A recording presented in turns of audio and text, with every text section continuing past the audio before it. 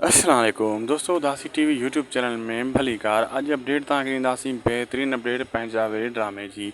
छा अचण वारे एपिसोडनि में हाणे जेको आहे चाकर खान जी पग जेको आहे दिलावर खे पाराई वेंदी।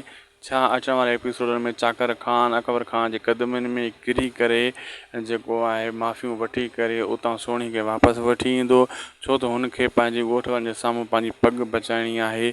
न त ॻोठ वारा हुनखे चङो मुड़ुसु कोन मञींदा। अकबर खान जे अॻियां झुकंदो, क़बूल कंदो या न कंदो। आख़िर अचण वारे एपिसोडनि में छा थींदो छा न थींदो, सॼी कहाणी तव्हांखे ॿुधायूं था हिन नंढिड़े वीडियो में। हिनखे आख़िर ताईं ॾिसंदा, थी सघे त असांजे हिन यूट्यूब चैनल खे ज़रूरु सब्सक्राइब लाइक शेयर कंदा।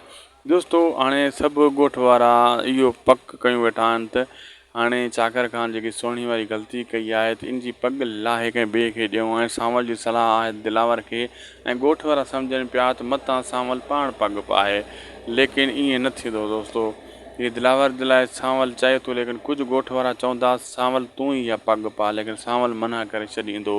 ऐं होॾां जेको अकबर खान जे अॻियां चाकर खान कोन झुकंदो, छो चाकर खान पंहिंजी मुंडी त कटराए सघे थो, अकबर खान जे अॻियां ऐं झुकी करे पंहिंजी इज़त जो फालूदो नथो करे सघे।